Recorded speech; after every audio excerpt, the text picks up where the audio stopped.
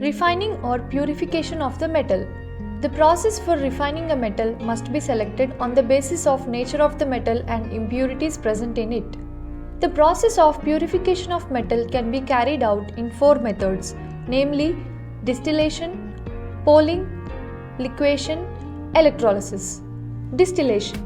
This method is applicable for the refining of low boiling metals consisting of high boiling metals as impurities.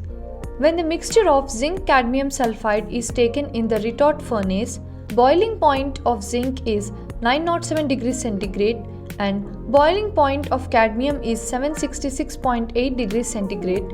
When temperature is maintained at about 800 degrees centigrade, pure cadmium can be extracted in the molten state, whereas zinc remains as impurity in the furnace. Poling. Poling is a purification process which is used for metals which contain their own oxide as an impurity. In this method, blister copper present in molten state is stirred with green wood poles.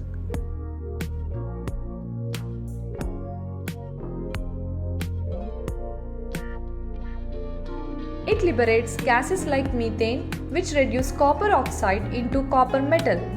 Impurities may remove either as gases or they get oxidized and form slag, which is present over the molten metal surface, and this can be removed. Liquefaction. It is a method used to separate metals from an ore or an alloy by partial melting.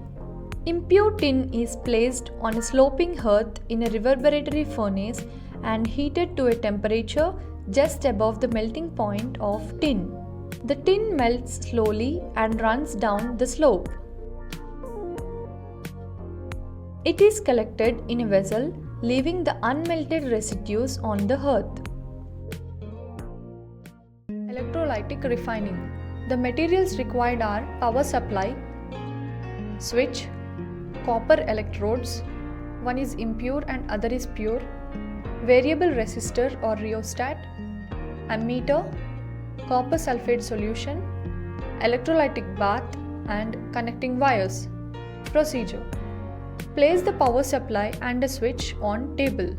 Take a black colored connecting wire and connect one end of it to the negative terminal of power supply, that is cathode, and connect other end of it to the input terminal of switch. Take one more connecting wire and connect one end of it to the output terminal of the switch and other end to the pure copper electrode, which is already placed in the electrolytic bath. Now, place the ammeter and connect red colored connecting wire to the positive terminal of power supply. It acts as anode. Connect other end of it to the input terminal of ammeter. Place rheostat. It is also known as variable resistor. Connect the other end of ammeter to the rheostat. Finally, connect the remaining terminal of rheostat to impure copper electrode, which is placed in electrolytic bath. We have done with all the connections in circuit diagram. Now pour copper sulfate solution in the electrolytic bath. Turn on the switch. Immediately we can observe the flow of electrons in the circuit and deflection of needle in the ammeter. As the flow of electrons, that is current, reaches the electrolyte, some chemical reaction occurs in the electrolytic solution that you can observe here. Copper sulfate gets splits into its respective ions, that is Cu+2 and SO4-2. In this process, the impure copper electrode also supplies some copper ions. When copper ions comes closer to cathode, it attracts 2 electrons from cathode and becomes neutral and accumulate on cathode so that the size of pure copper electrode increases. This is how the copper is extracted from copper sulfate by using electrolytic refining process.